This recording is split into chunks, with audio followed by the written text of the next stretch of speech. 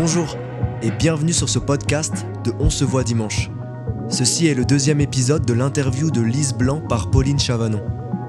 Dans le premier épisode, Lise nous a exposé un bout de sa pensée et livré une belle brochette d'anecdotes de voyage. Dans cet épisode, vous allez entendre les différentes questions du public posées par Pauline. Nous vous souhaitons une bonne écoute. Donc, petit récapitulatif des questions publiques, Yes. qui fut nombreuse. Alors déjà, quelle langue tu parles ? Français, ça va. Anglais, ça va. Un petit peu d'espagnol et l'allemand, ça commence à être un peu catastrophique, mais je pense que je meurs pas de faim si vous m'envoyez en Allemagne là. Ok, c'est cool. Et anglais, tu l'utilises, en tout cas dans tes voyages, c'est une langue quand même, tu arrives la majorité du temps. C'est ce qui revient la majorité du temps. Après, tout ce qui est Amérique centrale, Amérique du Sud, c'est vraiment l'espagnol. On s'en sort pas trop avec l'anglais là-bas. Mais tu l'as appris sur le tas, l'espagnol, ou tu avais des notions un peu avant ? Non, j'étais partie, j'avais pris quelques cours et puis après sur le tas. Avec des jolis Colombiens. Si. Et comment va le voyage en temps de Covid ? Est-ce que ça laisse quand même, tu penses, la possibilité à certaines personnes de continuer ou ça bloque pour l'instant vraiment tout ? Moi, je pense que ça bloque quand même beaucoup de gens. Après, il y a possibilité de partir en Tanzanie quelques semaines, la possibilité de partir au Népal. Là, j'ai une amie qui m'a envoyé des trucs d'ailleurs que j'ai reçus par la poste aujourd'hui. Ça m'a beaucoup touchée. Mais elle peut voyager ou c'est plus en mode je me fais 2 semaines de vacances, il faut que je rentre ? C'est ça, quelques semaines et puis rentrer quoi. Après, si tu veux partir autour du monde, là, je pense que c'est compliqué. Ouais, t'es bloqué partout où tu vas. Ouais. Tous ces pauvres gens qui avaient prévu des années sabbatiques là. Ouais. Pas mal de projets qui sont tombés à l'eau, je pense. C'est dommage. Et est-ce qu'il y a une culture dans celle que tu as pu découvrir où tu t'es vraiment imprégnée ? Moi, l'Inde, ça a été instantané. Ça a été vraiment un appel du cœur. Jamais de ma vie, j'aurais pensé atterrir dans ce pays-là. Et puis, pareil, j'ai vraiment écouté mon intuition qui m'a guidée là-bas et ça a été assez fort. Ça a été un voyage Suisse-Inde ou bien tu étais déjà en voyage ? Suisse-Inde, ouais. Et la Polynésie, quand même, ça m'a marqué aussi. Ouais. Et c'est des cultures qui sont tellement différentes, je pense, entre l'Inde et la Polynésie en plus. Ça n'a rien à voir. J'imagine. C'est vrai.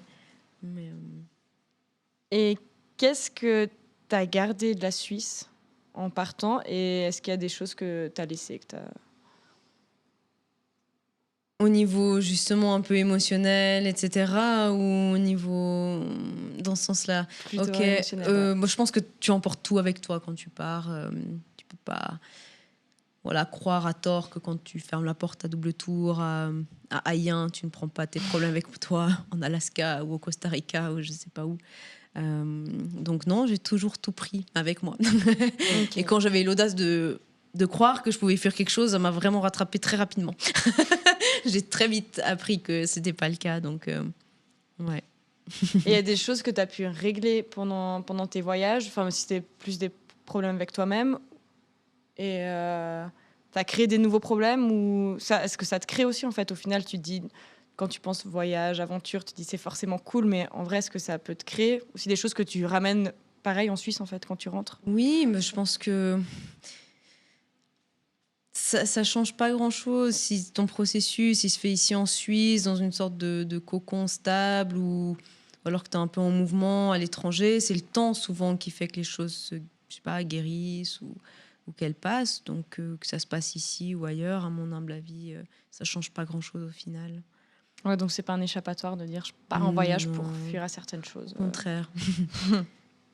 C'est peut-être des fois partir pour mieux se retrouver ou prendre un peu de distance. Moi, personnellement, la distance m'a toujours fait beaucoup de bien. Je partais à 16 ans de la maison et j'avais besoin de cette distance-là pour me rapprocher de mes parents et tout ça. Et ça a été très bénéfique. Alors, ça, c'est personnel. Après, je sais pas, peut-être pour quelqu'un, ça se passerait pas comme ça. Mais moi, la distance, ça me fait du bien, ouais. Ça me fait vraiment revenir à ce qui est vraiment important. Et du fait d'avoir voyagé, tu rencontres d'autres personnes, d'autres paysages. Et est-ce que tu trouves pour autant la Suisse belle par rapport à tout ce que tu as pu voir en fait de différent? Alors maintenant, oui, c'est vrai, quand je suis rentrée, là, vraiment cette fois, au mois de septembre, dans le train, je suis là, waouh, c'est beau. Enfin, c'est. Ouais. Et tous les jours, on me dit, oui, c'est très beau, en fait, même par rapport à d'autres pays. Je pense qu'on ne devrait pas comparer en soi, mais, parce que rien n'est vraiment comparable. Mais quand même, c'est beau. Les montagnes, la neige, l'hiver, on a 4 saisons. Je pense que c'est une chance d'avoir 4 saisons. C'est vrai, ouais. Et voilà, et d'avoir 4 paysages différents par année, que ça change. C'est pas partout que c'est comme ça, donc ouais. Non, là, j'apprécie. Et encore maintenant, tu disais que justement, tu arrives à apprécier et Oui, à regarder tes montagnes le matin. c'est et te ça. dire, ok, je suis à la maison. Et est-ce que tu as le sentiment qu'il y a des gens ailleurs qui vivent vraiment autrement qu'ici, de ce qu'on a été, enfin, dans quoi on a été en tout cas nous élevés Oui. Oui, il y a quand même des états d'esprit, des mentalités un peu différentes. Ici, on a quand même une sorte de pression sociale, très conditionnée. Voilà, on vit dans un moule, dans un système qui est comme ça. Je pense que c'est un peu global en Occident. Après, ouais, tu pars sur les îles, c'est beaucoup plus calme, beaucoup plus doux, plus tranquille.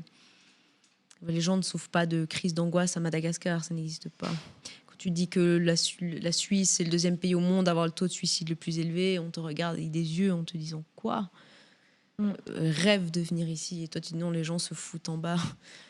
Et ils comprendront jamais parce que chez eux, ça leur traverse même pas l'esprit. Ils connaissent pas les dépressions et tout ça. Et ça, c'est très occidental au final, je pense.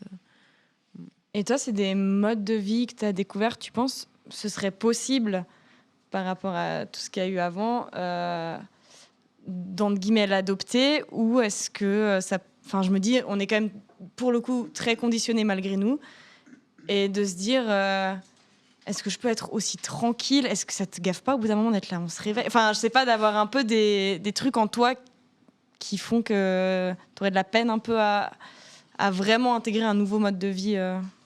Oui, on est assez vite acculé, on retrouve un peu nos routines où tu cours après le temps, tu cours après tout.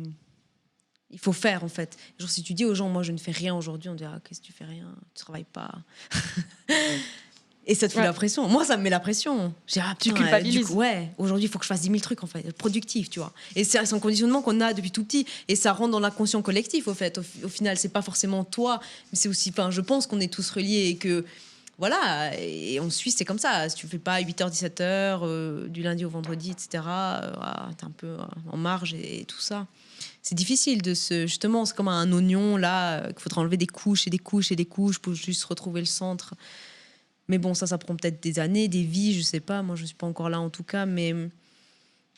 Ouais. Mais quand t'es dans une autre culture, t'arrives à justement te détacher ça et de dire, ah ok, aujourd'hui, je fais rien et juste, c'est ok. Oui, mais... Alors oui et non, en fait, parce que c'est vrai que, bon, moi, je suis quelqu'un, j'aime bien faire des trucs, j'aime pas trop forcément perdre du temps, mais... Je sais pas. C'est vrai que des fois, ces moments où tu peux passer 6 heures sur une plage à regarder l'océan et puis les vagues, ben... C'est juste bien. Après, c'est quand peut-être tu pars en vacances 2 semaines par année, ça fait ça, ou voilà, mais ouais, sans culpabiliser. Bon, après, sinon, je pense, ouais, je fais quand même pas mal de trucs tout le temps. T'actives. Ouais, j'essaye. C'est cool. Et t'as constaté des différences entre la campagne et les villes pendant tes voyages? Et je pense qu'en ville, c'est quand même... Je pense que c'est là aussi où cette sorte de ligne assez fine entre la pauvreté et la misère, elle se voit concrètement, parce qu'en ville, tu as de la misère, alors qu'en campagne, tu auras peut-être plus que de la pauvreté. Il y a peut-être moins... Je sais pas. Il y a peut-être plus cet esprit de solidarité, d'être, tu vois, d'entraide, de vivre en famille, etc. Alors que les villes, ben... Ouais, c'est déjà plus cher, il faut faire plus, gagner plus d'argent, etc. Je sais pas si c'est... Je pense qu'en ville, il faudrait être bien, avoir un peu plus d'argent. Bon, sinon, tu vois cette misère dans les villes que tu verrais pas forcément en campagne, je pense. En campagne, par exemple, je sais pas, tu penses au Népal, voilà, bah, en campagne, oui, il y a de la pauvreté, mais les gens vivent comme nous, nos grands-parents vivaient il y a 60 ans en arrière, donc ils ont leurs vaches, leurs poules, les choses poussent quand même, je veux dire. pense, des pays dans le monde où il y a vraiment rien qui pousse. Il y en a quelques-uns, mais c'est pas la majorité. Je veux dire, tu vas en Marquise, les gens vivent en autarcie complète. Ils pêchent, ils ont leur potager, ils vont peut-être une fois par mois acheter un peu de sel, un peu de sucre, et c'est tout.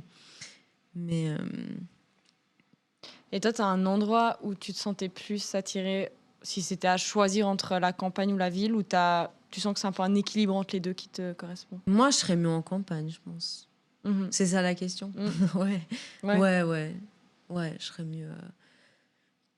Je sais pas, tu te sens peut-être mieux, plus libre. Et t'évites les villes maintenant dans tes voyages en te disant ah, ok, je vais plutôt tracer et pas m'éterniser. Ben, moi, souvent, quand j'arrive en ville, je me barre direct.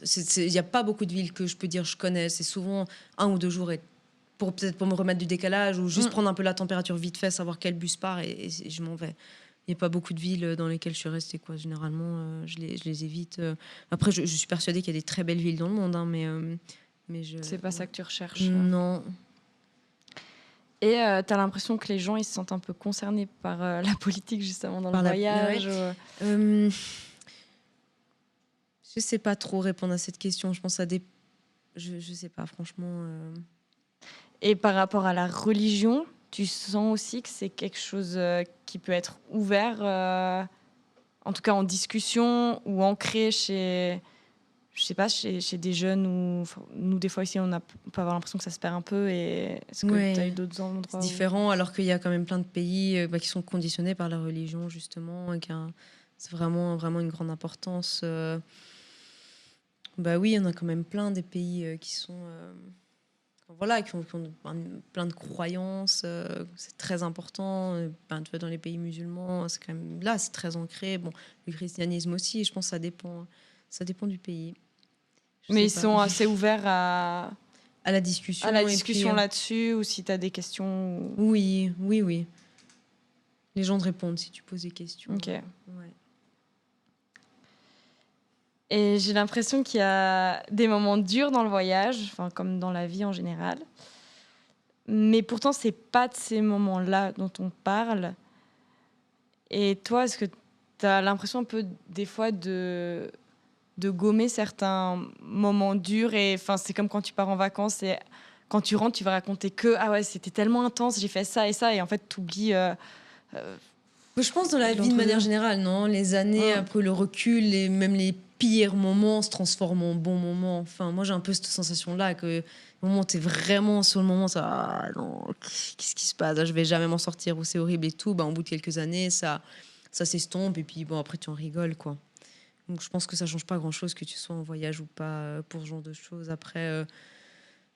Moi, ouais, je garde les bons souvenirs. Après, oui, bah, y a des journées plus dures, mais je pense que ça change rien si tu restes quelque part ou que tu bouges, à mon avis. Et tu recherches de l'intensité dans tes voyages ou... Enfin, c'est un truc que, entre guillemets, pas que tu peux pas planifier, mais tu te dis, ah, je recherche ça quand même, ou... Je sais pas, genre une sorte d'adrénaline. Ouais, des moments forts, ou... Pas que tu les crées, hein, mais t'as un peu une attente, ou bien vraiment t'y penses pas? Je pense pas. Je pense que je pourrais très bien les créer ici, hein, je veux dire... ça pourrait se faire aussi, c'est différent.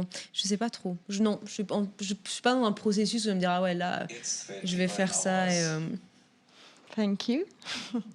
je vais faire ça pour rechercher vraiment de l'intensité ou une forme de plaisir un peu extrême comme ça, non. Si ça tombe dessus, ça tombe dessus. Oui, voilà, puis, exactement, c'est ça. Ok.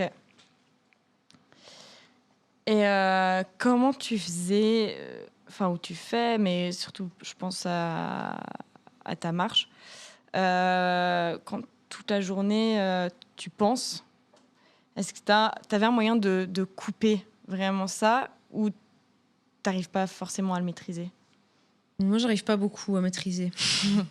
Des fois, plus j'essaie de maîtriser, pire c'est. Donc, laisser aller, ouais, essayer de se concentrer, voilà, c'est un peu... ce terme de méditation, entre guillemets, je sais pas si c'est le bon terme, mais de se concentrer vraiment sur les sons et puis sur le paysage. Écrire en fin de journée, ça fait évacuer un peu. Discuter avec les gens, ça te fait sortir de ta bulle aussi. Ça, c'est important. Voilà, tu t'arrêtes, tu discutes un moment, ça fait du bien. Et c'est vraiment des choses très simples. Ouais, qui te permettent de couper ça. Oui. Je pense qu'il y a des moments où Lire en fait, le tu soir. pars, Ouais, c'est ça, tu pars et... loin, ouais. Et ça doit faire bader, des fois, Ouais, c'est ça. d'être là, genre, waouh. Ouais, ça part loin pour pas grand-chose, mais... Ouais, je sais pas, c'est des moments d'introspection aussi, je pense. Ça peut être intéressant de le vivre une fois. Hein. Mhm. On est tellement la tête dans le guidon, on n'a jamais en fait ce temps pour nous vraiment ici. Je veux dire, si tu bosses à fond, que je sais pas, tu t'entraînes, le week-end, ben voilà, t'as les copains, les copines, etc. T'as pas vraiment... Enfin, je connais pas beaucoup de gens qui se posent vraiment, où t'as le temps justement de laisser aller tes rêves, tes idées, tes pensées, tout. Est-ce que ça va pas? On est tellement à fond, tout va tellement vite que bah là, c'est une sorte de... Voilà, le mental qui est un peu fou et puis qui part. Mais je pense que ça, pourquoi pas? C'est peut-être thérapeutique d'un certain côté, alors. Mais t'arrivais à accepter ça ou est-ce que t'as quand même cette tendance à fuir, de te dire ah tiens si je me refaisais tout l'album dans ma tête, enfin tu sais de fuir vraiment un truc. Je sais pas si t'écoutais de la musique en fait. Oui, tout beaucoup. bêtement. Ouais. Ouais. Et ça te permettait d'avoir une sorte de fuite aussi par rapport à Ouais, ça. c'est ça. Tu pars... Bon, après, moi, j'ai écouté... je sais pas, beaucoup de chansons à texte. Genre Renaud, je le connais par cœur maintenant. Et en fait, bah, j'aime bien parce que c'est des histoires qu'ils racontent. Donc tu pars dans des histoires et c'est chouette, ça. Mm. Puis après, bon, ben voilà. Bon, je suis une grande rêveuse. Après, peut-être que quelqu'un partirait pas autant vite que ça. Mais Ouais, ça fait du bien. ouais, Faut. ça m'a fait du bien. Et dans ton voyage, est-ce que tu t'es posé un moment, enfin avant de partir plutôt en voyage peut-être, la question sur l'option est-ce que je coupe vraiment tout avec les gens ici ou ça te semblait évident que tu allais quand même garder des contacts. Il y a toujours un peu cette question qui se pose de est-ce que tu vis quand même à 200% ton voyage si tu arrives à rester connecté au final tout le temps avec les... Enfin, je sais pas, tu vois des gens qui font des trucs ici, tel et tel, et au bis de claveau, et est-ce que ça... Enfin, je sais pas si c'est perturbant ou pas en fait quand tu es en voyage d'avoir ce genre d'infos. Quand je voyais les gens skier l'hiver, ça, oh putain, ils ont de la neige. Ils ont de la chance. Bah après, du coup, je postais des photos du lagon pour faire chier le monde, tu vois. Et ouais, je me mange. C'est ça, petite balade du soir. Les dauphins, le lagon. Non. Non, je pense que bah moi, je sais pas, j'ai toujours un peu ce lien avec les réseaux sociaux. Et puis, je pense que c'est comme tout, ça dépend comment tu utilises les choses. Et moi, je sais que ça me faisait du bien, ça me permettait de garder contact avec les amis. Avec, ben voilà, WhatsApp, c'est quand même génial, quoi. Tu peux appeler gratuitement. Enfin, il n'y a pas que WhatsApp, il y en a d'autres. Mais ouais, non, alors, couper vraiment tout, non. Parce que c'est utile, hein, je veux dire, aussi des gens, ils m'ont accueilli grâce à ça, beaucoup. Hein. Donc, ouais. Et tu as eu des correspondances, genre par lettre, avec certaines personnes, ou bien... Est-ce que j'ai écrit des lettres? J'ai écrit des lettres que j'ai jamais envoyées. Ah ouais? Ouais, j'avais écrit une lettre à mon papa que je lui ai donnée à Noël, en fait. Wow. Voilà, parce que donc des fois il y a des laps de temps. Je traîne à faire certaines choses, mais oui, souvent mon ordinateur est plein de lettres que j'ai jamais envoyées. Mais donc je pense que c'est juste ouais, d'écrire des lettres. Ouais. Mais concrètement, envoyer des cartes postales, j'en ai envoyé, alors que c'est vrai que ça se fait plus trop non plus. Ouais, j'avoue. Mais non, souvent, ouais. Enfin, j'ai pris le temps quelquefois d'écrire des cartes postales, etc. Et ça fait trop plaisir. Oui. En vrai, quand on a une, t'es juste trop content que ça se passe encore. Et c'est une question trop bête, mais quand t'as pris le bateau, enfin, genre, tu savais si t'avais le mal de mer ou pas? Ouais, alors en fait... moi, j'ai le mal des transports. Je veux dire, si tu me mets derrière une voiture jusqu'à Loeche-les-Bains, je fais pas une demi-heure de trajet sans vomir, quoi. Donc je sais que le mal des transports est déjà présent. Et en fait, aux Marquises, quand c'était, je crois en 2017, j'avais été aux Marquises, j'avais fait un peu de bateau stop sur 2-3 jours avec un couple de Vancouver qui m'avait pris avec eux, et j'ai vomi, j'étais mal. Et bon, bref, et du coup je dis bon, moi le bateau stop, vas-y quand même. Et le matin, en fait, mon capitaine a emmené son fils qui rentrait en France, donc on s'est vu à l'aéroport. Okay. Donc voilà, son fils est parti, etc. Et nous on a bu le café, donc c'est avec Pierrot, mon premier capitaine, et il m'a dit t'as le mal de mer? Je dis ah non. Non, je crois pas. J'ai dit non, je crois pas. Mais bon, bah voilà. Et du coup, j'étais vraiment malade, ouais, pendant longtemps. Et après, j'ai découvert le scopoderme. C'est des petits patchs que tu mets juste sous l'oreille. Et en fait, ça te régule l'oreille interne. Et c'est assez fort. Mais ça m'avait vraiment stabilisé après. Mais, Parce qu'en soi, c'est pas quelque chose que tu peux... tu peux pas contrôler. Tu tu peux rien peux pas faire. agir dessus. C'est horrible, c'est horrible. C'est comme parce le que vertige, quoi. Ouais, c'est un c'est truc ça. que t'as et... Tu peux absolument rien faire. Et puis, Ouais, mais t'as été courageuse de faire tout ce temps en mer avec le mal de mer. Franchement. Ça passe à un moment. Ouais, heureusement. Et ça t'a fait, au contraire, enfin, je sais que ça existe, genre le mal de terre. Ah oui, Après oui, avoir passé ouais. suffisamment de temps en mer, tu reviens. Ouais, tu et... vas sur Terre et t'as tout qui tourne. Oui, oui, C'est ça. fait... Ouais, ça c'est te ça. fait quoi comme sensation un peu? Ça bouge. C'est comme si t'es en mer en fait. En fait, ça bouge comme si t'es Tu sur une sens vague comme tout si le temps. t'es, Ah ouais. Mais ça dure longtemps. Ça dure un jour. Wow. Non, moins d'un jour quand même. C'était Ça peut trippé quand durer même. un jour, ça dépend. Ça fait flipper un peu. De se dire, C'est est-ce pas qu'à un très moment donné où je vais vraiment sentir... La terre sous mes pieds. Ouais. Ok. Et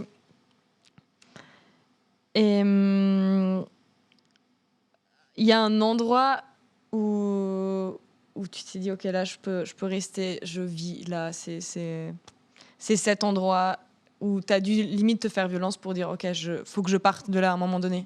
Ben moi, tu vois, l'Inde, la première fois que j'y suis allée, j'aurais pu rester là-bas, ouais.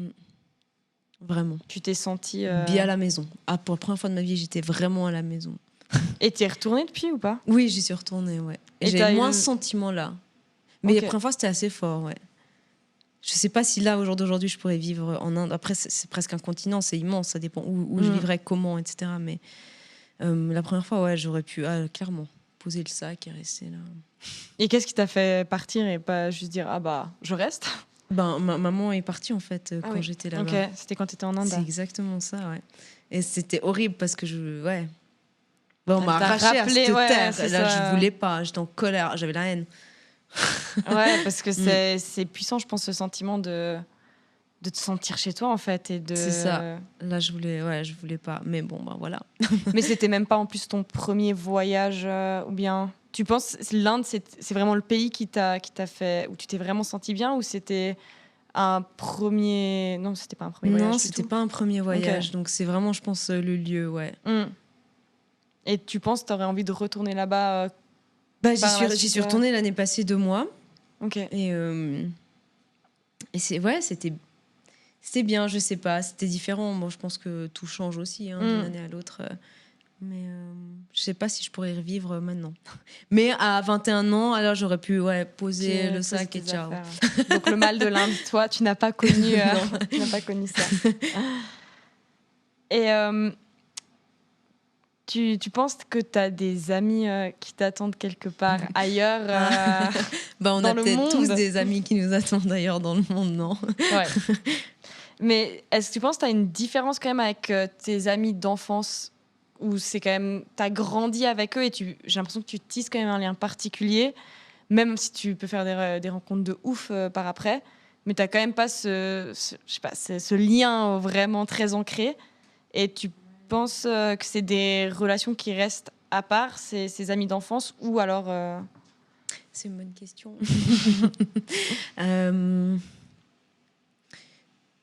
Je sais pas. Moi, je pense que des amis... tu sais, il y a des amis, des fois, que tu ne revois pas pendant 3-4 ans, et puis que tu te revois, puis c'est jamais comme si tu t'étais jamais quitté, tu vois? ouais, genre c'était hier. C'est ça, c'est ça. Mhm. Alors, je sais pas... Mais tu t'es déjà retrouvé avec des gens que tu avais rencontrés en voyage et que tu as revus par la suite, et ça pouvait faire la même sensation de... Enfin, hors contexte voyage, en fait. Est-ce que ça change quelque chose au moment où tu vas avec les personnes, ou bien non? Moi, je pense qu'il y a certaines personnes que je reverrai maintenant où, je sais pas, tu te prends dans les bras, puis voilà, c'est reparti comme quand tu t'étais croisé, je sais pas où, à je sais pas quel moment. Et au contraire, tu peux rentrer ici, on dirait, ah, mais ouais, je la connais depuis 10 ans et tout. Et en fait, non, parce que les Ça se gens passe changent plus. et que ça évolue différemment. Puis que, moi, je pense que les relations, voilà, c'est comme tout, c'est pas linéaire. Je veux dire, tu peux. Voilà, les gens changent, ça bouge, donc. Ouais, donc tu peux retrouver ça avec des rencontres en fait, Oui. faites dans ton voyage. Je pense. Trop bien. J'ai épuisé toutes les questions. Il y a plus tard, mon spa, comment couper, ça continue. Tom, Boum. On n'a plus rien à dire alors. Je rigole. Bravo Lise. Cool, merci. Trop bien. Bravo. J'ai bien repris vos questions. Ça va? C'est bon? Nickel. J'ai pas de... Non, non, mais Ça, tu sais quoi? arrête. Laisse. Tu flattes. Pipi avec un petit tata et tout. C'est le tata. Un petit tata. Quelques onomatopées. Nickel. Nous sommes arrivés à la fin de ce podcast d'interview de Lise par Pauline Chavanon. Si le concept vous plaît, vous pouvez nous soutenir via Twint ou virement bancaire. Toutes les informations sont sur notre page Facebook.